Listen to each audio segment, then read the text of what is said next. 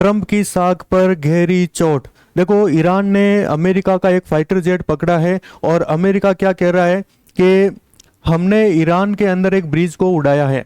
ठीक है, और ट्रंप भाई साहब क्या बोल रहे हैं? ट्रंप बोल रहे हैं कि हमारा जो मिलिट्री ऑब्जेक्टिव है वो बहुत ही पास में है। अब इनका क्या ऑब्जेक्टिव है भाई? ये तो क्या कर रहे हैं, जो सिविलियन अटैक है उन पर अटैक किया जा रहा है। देखो, ब्रिज वगैरह है ना, ये काम किसके आते हैं? ये काम आते हैं सिविलियन के काम आते हैं। और इन्होंने इसी ब्रिज को देखो इसको डिस्ट्रॉय कर दिया है, तोड़ दिया है।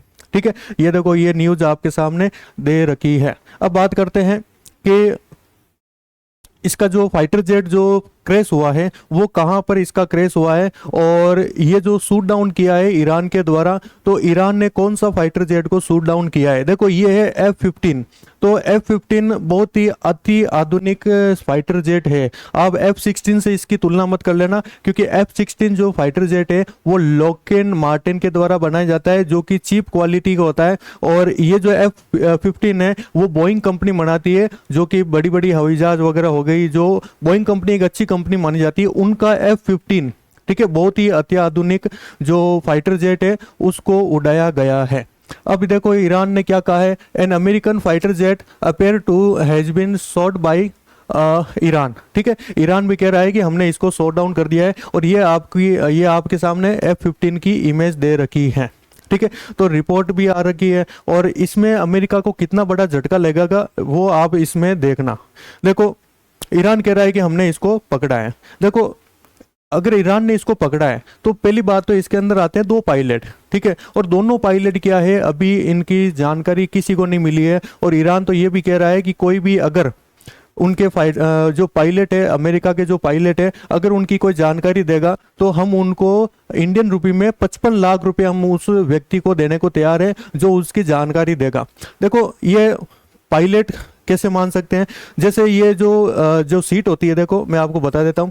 जैसे ये पायलट यहाँ बैठता है, ठीक है, तो यहाँ पर क्या होती है, इजेक्शन सीट होती है। जब भी पायलट को लगता है कि भाई ये क्रैश होने वाला है, फाइटर जेट क्रैश होने वाला है, तो ये इजेक्शन सीट को उड़ाकर लेकर जाता है, और ये बाद में पैराशूट से लैंडिंग करता है, और ये एकदम सही सलामत रूप में ये आपके सामने पैराशूट मिला है। इसका मतलब जो पायलट है वो जिंदा तो है। और ये खबर भी आ रही है कि एक पायलट को तो अमेरिका ने बचा लिया है, और एक पायलट अभी भी लापता है। अगर ईरान अगर उस पायलट को पकड़ लेता है तो ये जो सारा गेम है वो ईरान के पक्ष में जा सकता है, क्योंकि अमेरिका अपना एक भी व्यक्ति है, एक भी पायलट को नहीं खोना चाहता। अब बात करते हैं अमेरिका क्या कर रहा है। वो अपने हेलीकॉप्टर हो गया, अपने ड्रोन हो गए, ठीक है, अपने फाइटर जेट, इन सब से उस एक पायलट की सर्च कर रहा है। मतलब ये देखो, अगर ये एक पायलट अगर ईरान के हाथ में आ गया, अमेरिका को पता है कि अगर हाथ में आ गया तो ईरान नेगोशिएशन की टेबल पर आ जाएगा, और नेगोशिएशन की जब टेबल पर आएगा तो मामला चेंज हो सकता है। और मैं आपको बताऊंगा ये युद्ध क्यों चल रहा है और इतना लंबा क्यों हो रहा है। तो आगे हम बात करते हैं। एक फुटबॉलर की मैं बात कर रहा हूं, मोहम्मद अंसारी। इन्होंने क्या कहा है, देखो मैं आपको फोटो बता देता हूं। मोहम्मद अंसारी, ये है मोहम्मद अंसारी, जो कि ईरान के फुटबॉलर हैं। इन्होंने क्या कहा है अपने इन्होंने लिखा है, मैं आपको भाषा में ऐसे ही बता देता हूं कि अगर कोई भी अमेरिका का जो पायलट है, अगर कोई भी व्यक्ति अगर उनकी जानकारी देता है या फिर उसको लेकर आता है, तो वो फुटबॉलर अपनी तरफ से बोल रहे हैं, मोहम्मद अंसारी अपनी तरफ से बोल रहे हैं कि मैंने जिंदगी में जितने भी मेडल कमाए हैं या लिए हैं वो सारे के सारे मैं उस व्यक्ति को देने के लिए दे दूंगा। ठीक है, तो आगे हम बात करते हैं। अब पीट हेग्सेथ, देखो पीट हेग्सेथ क्या कर रहा है, वो अमेरिका के जितने भी बड़े बड़े जो लोग हैं, मतलब आर्मी के अंदर जो बड़े ऑफिसर्स हैं, उनको क्या कर रहा है, चेंज कर रहा है। और बात कर लेते हैं, इन्होंने क्या कहा है, पीट हेग्सेथ, ठीक है, asked US army top general to step down. उनको बोल रहा है कि आप अपना इस्तीफा दे दो, पद छोड़ दो। और ये आपके सामने आर्मी के जनरल है।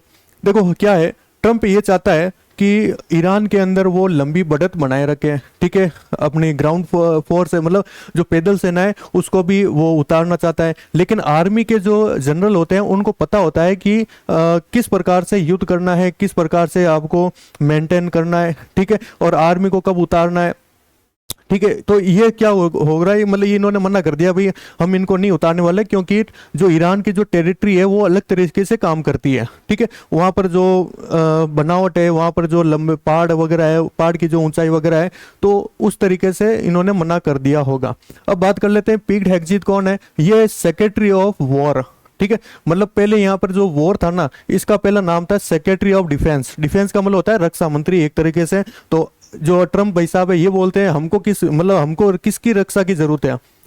अमेरिका बोलता है कि हम तो वॉर करने वाला आदमी है, हमको किससे मतलब दिक्कत होगी ये बताओ, क्योंकि कोई भी देश ऐसा तो है नहीं अमेरिका के ऊपर चढ़ाई कर देगा। तो वो बोल रहे हैं हम युद्ध मंत्री हैं। ठीक है, युद्ध मंत्री कौन है? पीट हेग्जिड। ठीक है, आगे हम बात कर लेते हैं।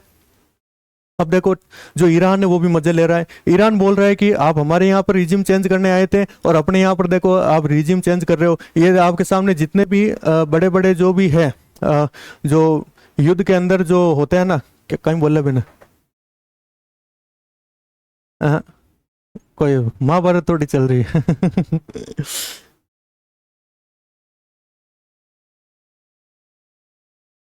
अब देखो ईरान भी इसके मजे ले रहा है। ईरान क्या कह रहा है कि युद्ध के अंदर जितने भी बड़े बड़े जनरल है, युद्ध के अंदर जितने भी बड़े बड़े अधिकारी है, उन सबको वो क्या कर रहा है? चेंज कर रहा है। तो मतलब अमेरिका चला ईरान की रिजिम चेंज करने, और ये बदले में इनकी रिजिम खुद की चेंज हो रही है।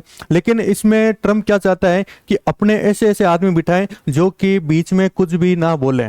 ठीक है, मैं जैसा बोलूं वैसा वैसा फॉलो करें, क्योंकि जो बड़े बड़े जो अधिकारी है उनको पता है कि ईरान के अंदर सिचुएशन खराब हो सकती है। और बात कर लेते हैं कि लड़ाई किन किन के बीच में है। देखो एक्चुअल में क्या है, ये लड़ाई ईरान और इजराइल के बीच में है, लेकिन ट्रम्प चाचा बीच में कूद गए। और इनको लेकर कौन आया? इनको लेकर आए नेतन्याहू साहब। ठीक है, और ट्रम्प के पीछे देखो क्या है, एक अमेरिका में दो कॉन्सेप्ट काम करते हैं। हालांकि जितने भी कंट्री होते हैं उसमें दो कॉन्सेप्ट काम करते हैं। एक तो सरकार जो आपको दिखती है जैसे ट्रम्प, ठीक है, दूसरा होता है डीप स्टेट। देखो डीप स्टेट क्या करता है, जैसे सीआईए हुआ, मतलब जो खुफिया एजेंसी है, ठीक है, वो क्या करती है? अलग तरीके से काम करती है। और एक्चुअल में जो लड़ाई है वो ट्रम्प नहीं करवा रहा है, वो करवा रही है डीप स्टेट। ट्रम्प का इसमें क्या रोल है? ट्रम्प इसमें बैठकर मतलब इतना पैसा छाप रहा है कि आप इसका अंदाजा नहीं लगा सकते। ये स्टॉक मार्केट को मैनिपुलेट करता है कि इसको पता है कि कौन सी न्यूज़ पॉजिटिव होगी, कौन सी नेगेटिव होगी, तो उस हिसाब से वो स्टॉक मार्केट को मैनिपुलेट करेगा और मार्केट से अच्छा खासा पैसा कमाएगा। और इसके जो बेटा है लगभग 17-18 साल का है, उस पर आरोप भी लगा है कि ये अपने पापा के द्वारा जो भी निर्णय लिए जाते हैं इनको पहले पता होता है, तो वो मार्केट में उस पोजीशन को पहले ही होल्ड करके बैठ जाते हैं। तो अगर आपको थोड़ी सी नॉलेज होगी तो आप इस चीज़ को समझते होंगे। ठीक है, अब वीडियो को यहीं पे एंड करते हैं। तो वीडियो कैसी लगी बताइए। वीडियो अच्छी लगी तो वीडियो को लाइक कीजिए, चैनल को सब्सक्राइब कीजिए। तो मिलते हैं अगली क्लास में, तब तक के लिए जय हिंद जय भारत।